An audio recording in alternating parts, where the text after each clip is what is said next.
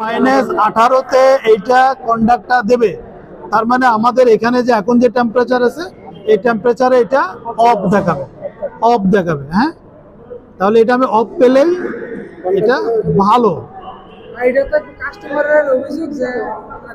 ঠিক আছে, এটা অফ। এটা কিন্তু লাইন পার করে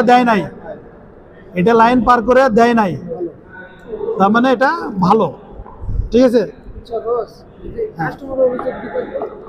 এইটা নষ্টের কাস্টমারের যে অভিযোগ থাকবে সেটা হচ্ছে ফ্রিজ ঠান্ডা হচ্ছে না, বলবে আমার নর্মাল চেম্বারে ঠান্ডা যাচ্ছে না, এটা বলবে।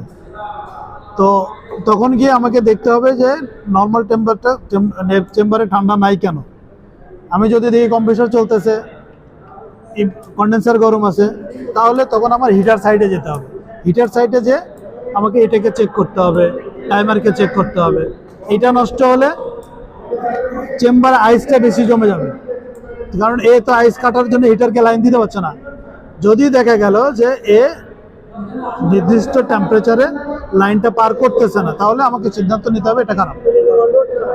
ঠিক আছে, 18 ডিগ্রিতে এটা কেটে যাবে, লাইনটা দিয়ে দেবে। 18 ডিগ্রিতে লাইন আমার দিচ্ছে না, তার মানে এটা খারাপ।